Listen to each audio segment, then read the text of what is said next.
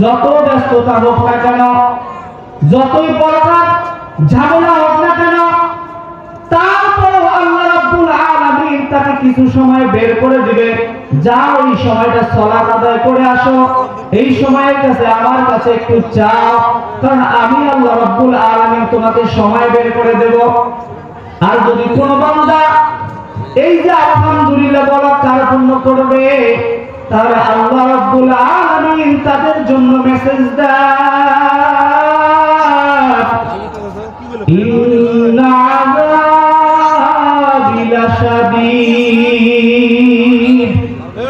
দুনিয়ার মধ্যে আপনার হাতের মধ্যে যদি আগুন লেগে যায়, তাহলে শুধু যে জায়গাটা লাগবে ওই জায়গাটা পুড়ে যাবে, কিন্তু জাহান্নামের আগুন দাউ দাউ করে জ্বলে। যদি কোনো মানুষ দেখে, যদি কোনো রকম ভাবে হাতের মধ্যে লেগে যায়, সাথে সাথে কলিজা পর্যন্ত লেগে যাবে। ওই আযাবে তাদেরকে আমি গ্রেফতার করব, তাদেরকে যারা আমার নিয়ামত পাওয়ার পরে নিয়ামতের শুকরিয়া আদায় করবে না। কথাটা আল্লাহ, এজন্য আমরা শুকরিয়া আদায় করতে পারবো তো? আল্লাহ রাব্বুল আলামিন আমাদেরকে কষ্টে থাকি আর সুখেই থাকি, সব সময়, এনি টাইম, অল টাইম জবানে কি আসবে? আলহামদুলিল্লাহ। আল্লাহ তাআলা বলার তৌফিক দান করুন, বলি আমিন। সম্মানিত উপস্থিতি, আমি আপনাদের সামনে সূরাতুল বাকারার 152 নম্বর আয়াত থেকে কয়েকটা আয়াতে কারিমা তেলাওয়াত করেছি। এখান থেকে আলোচনা করব ইনশাআল্লাহ সংক্ষিপ্ত ভাবে। তার আগে আমরা একটু আল্লাহ রাব্বুল আলামিনের বরকত পাওয়ার জন্য আরেকটু আমাদেরকে কি আল্লাহকে স্মরণ করা যায় না? যায়।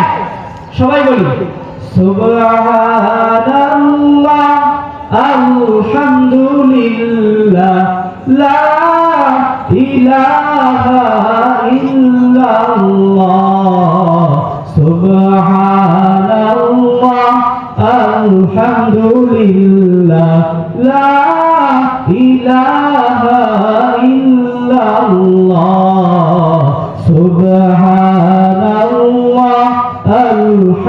আলহামদুলিল্লাহ, লা ইলাহা ইল্লাল্লাহ। তুমি বাঁচাও, তুমি মারো, অবিরত ক্ষমা করো। তুমি বাঁচাও, তুমি মারো, অবিরত ক্ষমা করো। ধরার যে জন তাকেই ধরো, তোমার মুঠোয় সবই আল্লাহ। সুবহানাল্লাহ, আলহামদুলিল্লাহ, লা ইলাহা ইল্লাল্লাহ, সুবহানাল্লাহ, আলহামদুলিল্লাহ, লা ইলাহা ইল্লাল্লাহ।